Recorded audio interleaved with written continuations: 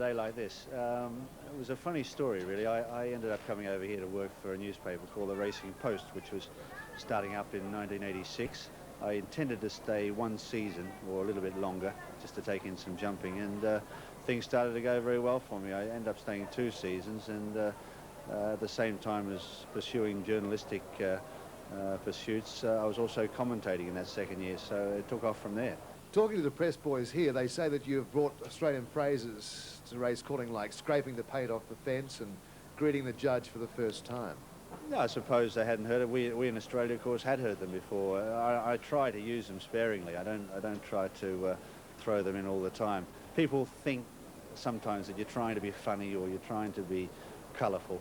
I never set out to try and do that. I always think it's very much like a cricketer who's on a wicket. If it's a good wicket and you're seeing the ball well, you play your shots and whatever suits the ball that's bowled at you. If it's a bad wicket, and here you get a lot of bad wickets because some race meetings you turn up to you can't see.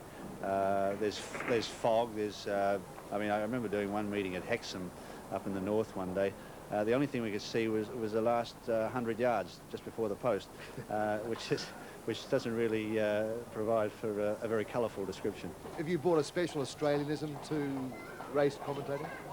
I think Australian style of commentating is very appealing. I am biased in saying that, of course, but I think that the tradition of Australian commentating is such that it's always been descriptive, it's always been colourful, and because of the background and because of obviously coming from a radio background rather than actually TV or course commentaries, that's where it all evolved. It's something that I think that lends itself to popular appeal. Well, Jim, your voice will become and is becoming familiar to all viewers of Top of the World. Congratulations from us all. Well done. Thank you very much.